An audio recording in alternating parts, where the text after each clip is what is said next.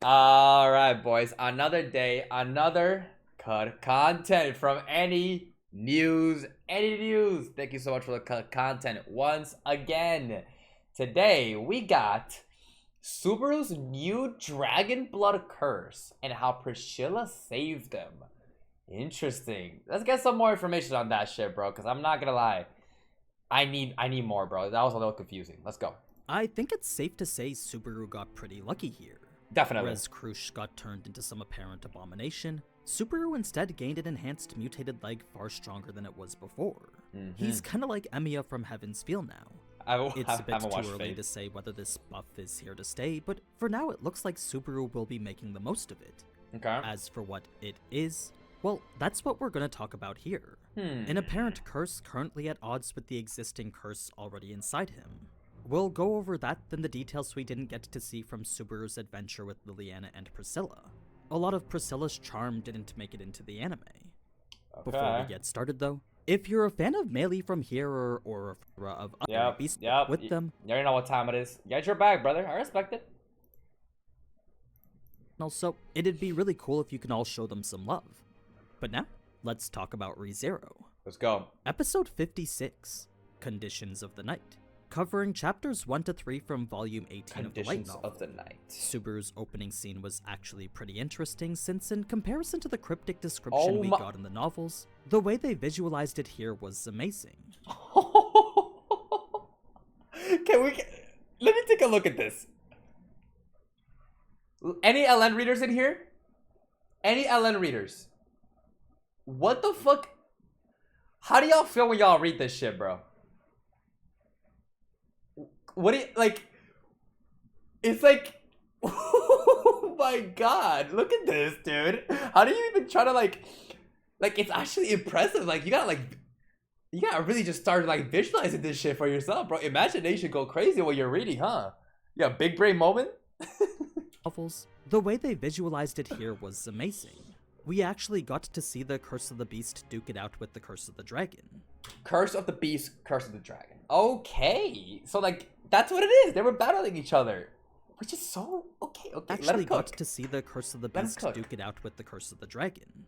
To describe it the way that the novel did, though, the only thing Subaru could hear was all sorts of voices echoing in the distance. Whether it be a battle cry, a grieving wail, a scream, or a sob, noises of every kind rained down around him.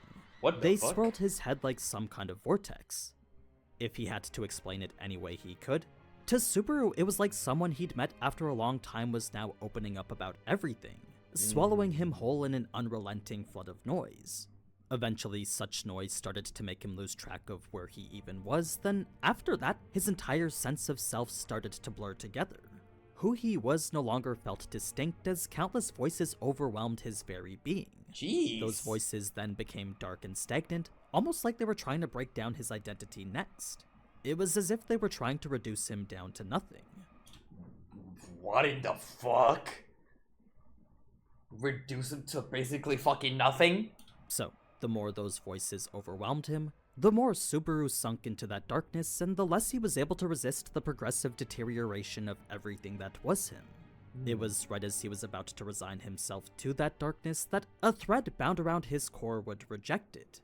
Something deep inside him refused to stop fighting even when Subaru had. It was actively going against the darkness, trying to throw him into nothingness. So, as these two mysterious forces fought to claim ownership over the self that was Subaru, each tried to kill the other, all so that they could take Subaru for themselves. Damn, so that's the more specific. It's literally just a battle of the curses. Yo, Subaru got a battle of the curses inside of him. What the fuck? This is crazy. The novel never described what those two were, but as we'll soon find out, one is the Curse of the Beast while the other is the Curse of the Dragon. Curse of the Beast, it's an interesting way of highlighting these two supernatural forces now currently dwelling within Subaru. Dude. Switching over to when Subaru was saved by Priscilla, a lot of her most arrogant lines were cut to get to other things. For as conceited as she was in the anime, the novel makes her 10 times worse. This actually works towards building her charm though, since there's some pretty banger lines highlighting just how witty she is. I mean, when you have her suggesting Subaru spoon out his own eyes for being useless, you get to see that this is a whole separate level of pompousness. Who else would I be as if another as beautiful as I could exist in the world? If your eyes fail to detect something that obvious, it would be best to spoon them out and at least save yourself the trouble of carrying around such useless appendages. What the fuck? Damn, I would have loved to hear more of this shit. Yo. Now, if you're wondering how it is Priscilla had even found Subaru, well, it was as she was on her way to execute the person responsible for flooding the city that she would notice a certain commoner floating downstream. We know she was also looking for her retainer Schult too, but to her the crime of defiling the city like this was unforgivable. So much so that she was on her way to bestow her own suitable punishment. Liliana just so happened to stay close since Priscilla was competent, but that's essentially what these two were up to. When they switched their focus to Subaru's leg, what was revealed underneath was this revolting pitch-black ligament that no longer hurt. It was a feat impossible through any sort of healing magic, since as far as the principles for that went, it simply increased the natural recovery ability of a patient's body, not regenerate limbs like what had happened here. So, rather than the gentle power all his allies used so proudly, this grafted abomination was a desecration of everything healing magic stood for. So it's like, I'm gonna fucking lose it. It's not even like close to anything like healing magic, huh? It spit in the face of the miracle Felix, Beatrice, Garfield, and even Rem all shared so willingly. Sheesh. Now, aside from Priscilla's shockingly callous experimentation on Subaru, the result of it reminded him that this had something to do with dragon blood. It was a reveal that led to a discussion about what this could possibly mean for him. So, as soon as Priscilla heard it was caused by Capella sharing her blood, she instantly knew it was something akin to a curse. Reason being that, from what she knew from ritual practitioners up north, a rite such as this was actually quite common for curses. Whether it was a curse or not though, if this was in fact the same dragon blood Liliana mentioned in her song, the miraculous nature of it made it seem like it could do anything. As for the other great treasures, the holy dragon... Let me actually go back there. Yeah, the miracle blood heals... Okay, whoa. Have we actually like seen the specifics of this shit? Heals all illness. Rejuvenates destruction. Washes away despair. Treats barrenland. Huh. Did we know the specifics? This is like new to me, I think. As for the other great treasures the holy dragon left alongside it, they were mentioned to be the dragon tablet and the covenant. And the song? Two lore-heavy I'm gonna be honest. I'm gonna be honest.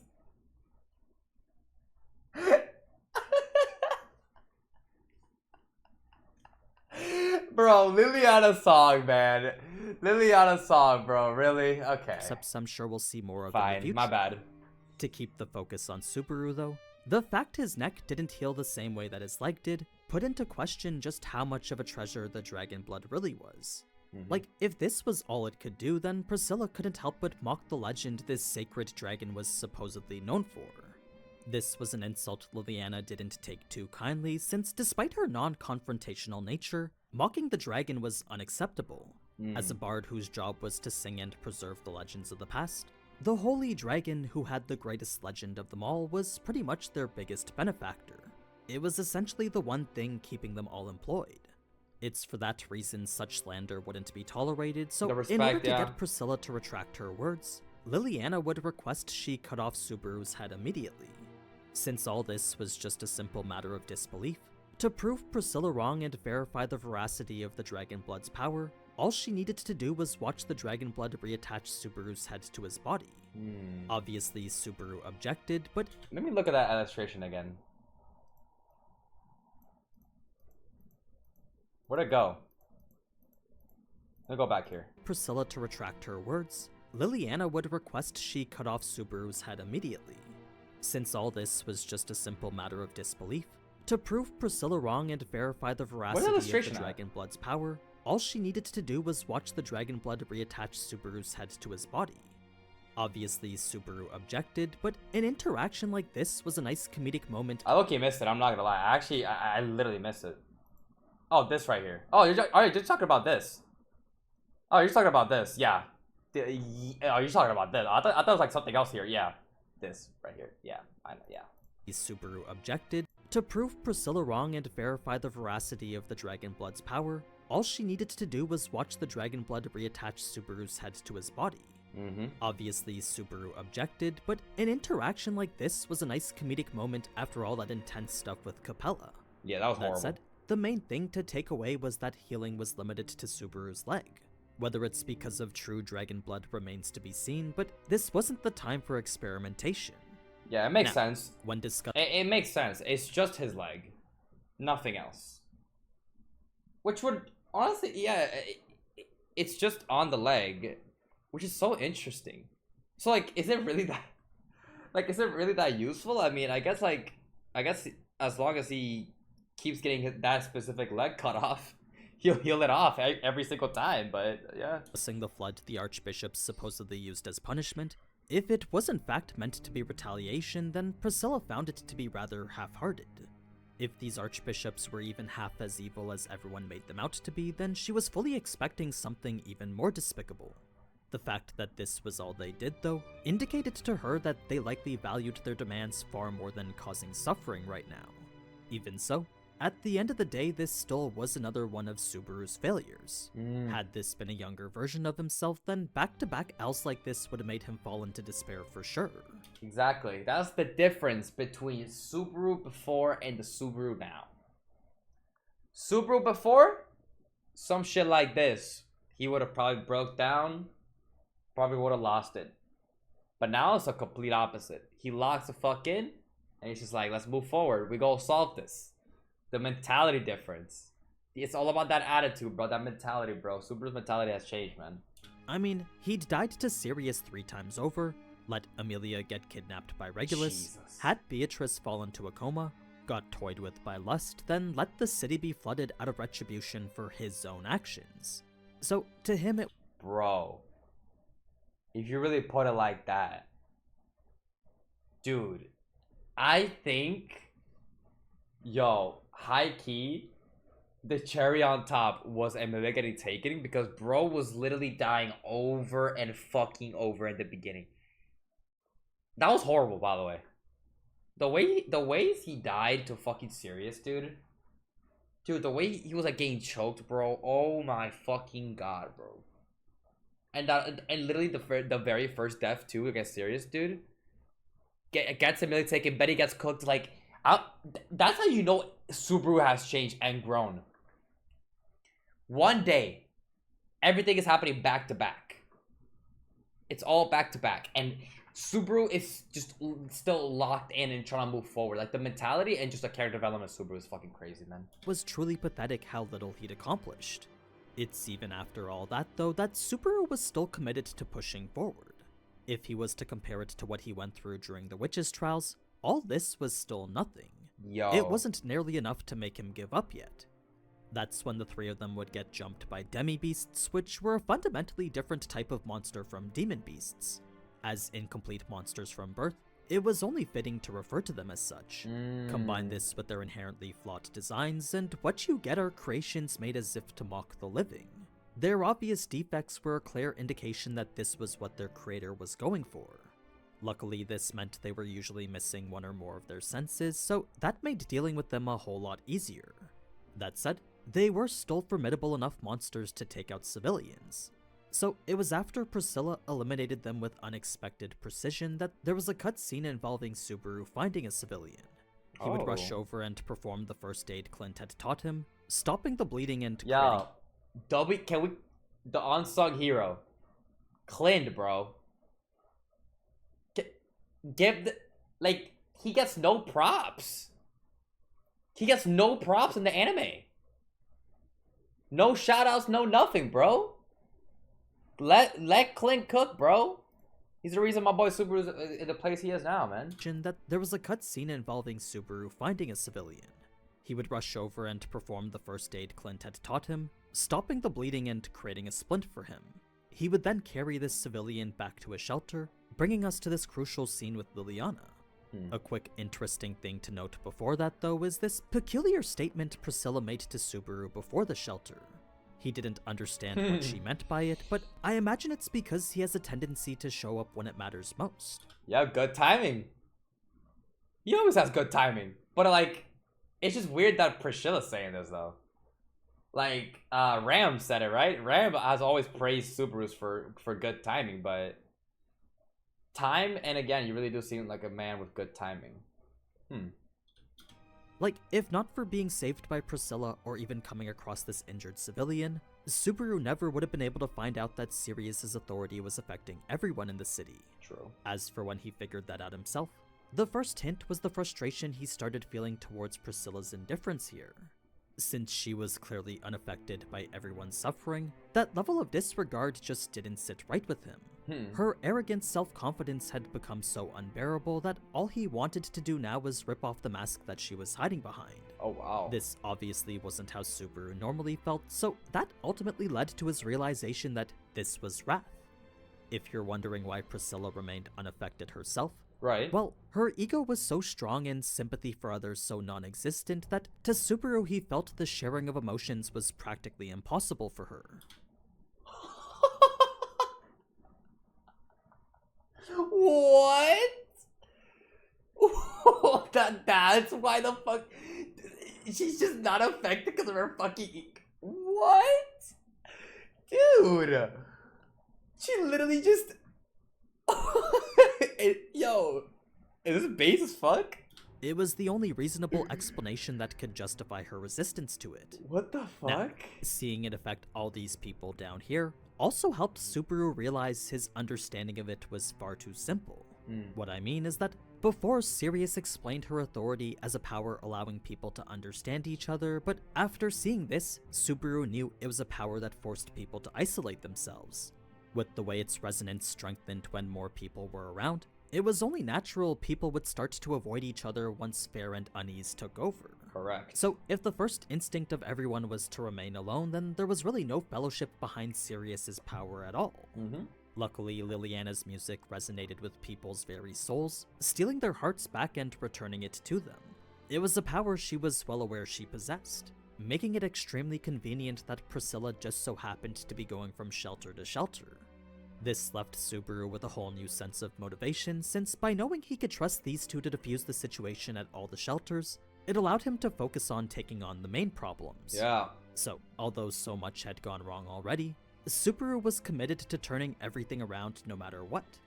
That's my fucking goat. That's like, doesn't matter how bad everything seems, bro. Everything goes to shit. We're gonna turn this shit around, bro. Now, if you're wondering why Priscilla was searching for Schult, it's because he was a retainer that she actually valued.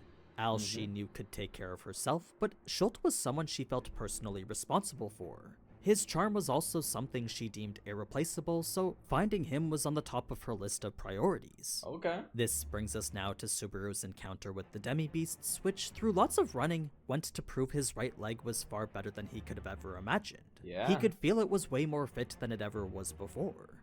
In fact, when a beast had cornered him and charged right at him, Subaru was actually able to jump right over it. Ooh. Unfortunately, he'd get surrounded by two more, but that was when Julius would intervene to save him. A little recap would then piece together how the fight went on his end, finishing up with the flood providing the opportunity for escape. Based on how the fight was going prior to it, the flood was really more of a blessing than a hindrance. Reason being that it's highly likely they would have incurred casualties had the fight gone on longer. So this was yet another instance where the flood seemed rather odd, adding to the mystery behind who could have possibly done it. It was just super weird since there were far more benefits for them than there was for the witch cult. Fast forward now to City Hall, and Felix's breakdown would be far more emotional than what we saw. Ricardo had actually had to hold him back, even bare his fangs since Felix's abuse was unacceptable. Felix would then drop to the ground and claw the floor, all while verbally abusing Wilhelm and Ricardo. Yikes. It was after this that self-loathing would overcome everything else, since if his healing was useless in the time that it mattered most, then what was the point of having all this power to begin with? To him, being the country's best healer meant absolutely nothing right now. Yeah, literally right now in these moments,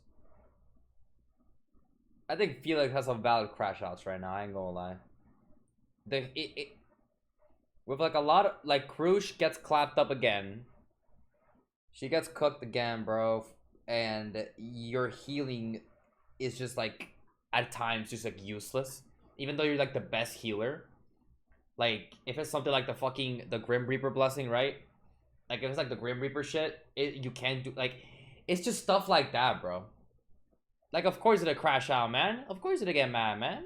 It was a title that probably just made his burdens even heavier. If he could also that too. The fact that your title is the best healer, and then like let's say you can't do anything, or like you're not like able to like I guess like improve the situation, it's gonna also fuck you up more. Cause like, dude, I'm the best healer and I can't do anything. Didn't even save the person that was most important to him, then Felix couldn't help but feel worthless. Yep. He and everyone else couldn't do anything but regret their own weaknesses right now. Julius was no exception either, since his failure weighed heavily on him too. By not being able to defeat the opponents Subaru trusted him to take care of, he was being a lot more apologetic and even anxious. It was so apparent and so out of character that both Subaru and Ricardo would have to scold him. Such words made Julius wonder whether Subaru even knew what fear meant at all, to which Subaru would state his mindset is because he did know fear. He knew it all too well, and it's for that reason he worked hard to ensure he'd never experience it again. Wow. He knows fear all too well.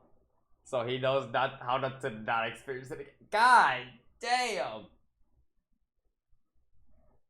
Dude, Subaru right now, bro. Like, I don't know, bro. This last episode, Subaru has really just like shown his growth, man.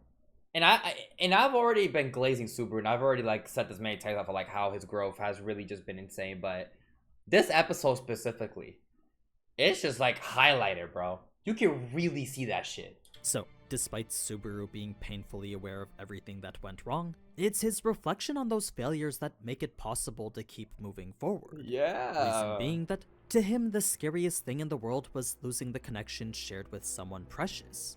To no longer be able to wish for the same experiences they once envisioned together before, well, that was far scarier than anything else. So long as there were still things that they could do, Subaru told Julius that they just needed to keep trying. All messing up meant was that they needed to make up for it by taking action. One failure shouldn't be enough to stop any of them. Ooh, shit, man. Yo, it's also that fucking... Dude, the motivation, like the way Subaru speaks, bro. Like, it's just hope. The hope factor. Like, if everyone else around us had much hope, Subaru out here is gonna lift them up, bro. Like, that'll be good. We're fine. This would be where Subaru would start his conversation with Anastasia, but considering the massive chunk that was left out from that, I'm gonna combine that with Amelia's scenes for a part 2 video. Okay. The key thing I want to focus on to end this one is the exaggerated feelings each character displayed as soon as Subaru entered City Hall. Like, Felix felt regret far greater than he'd felt before, Wilhelm wallowed in self-doubt and self-reproach, Ricardo bore his fangs out of indignation and annoyance, then Julius was filled with doubt unbefitting the finest of knights. Every person was acting in a way Subaru would consider abnormal. This was because they were all bearing their hearts more, which was a direct result of Sirius's influence. Her authority was affecting those in City Hall too. Something you may have been able to pick up on had Wilhelm, Ricardo, and Julius' emotions been more apparent, but that was something the anime unfortunately left out. Bro, we're gonna kill Sirius. I'm tired of her, bro. We gotta kill Sirius. She gotta go. She gotta go, man. This is too much. That authority is so fucking annoying. Actually, just fucking annoying, man. But yeah, that's half of what we missed from episode 6. I'll finish the other half with another video on Wednesday, but until then, I hope you enjoyed. So, if you did, then feel free to leave a like and comment. Now, before I go... Let's see. Part 2? Dark Truth right here? Low key, it didn't have a part, so like, I don't... Yeah, the Dark Truth behind... Okay, let's see.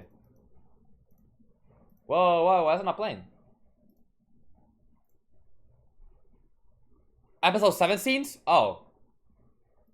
So we don't do that. Oh my god, good shout. Okay, so no. No, oh, that's episodes. Okay, fuck that shit then. Alright, well. Guys, that is it for today's cut content. Another W cut content from AniNews. Thank you so much for the cut content. Once again, coming in clutch. If y'all enjoyed and you're new, subscribe. Leave a like down below. The full uncut version to all ReZero content will be on Patreon. As always, have a good day, and I'll see you guys next time. See you guys.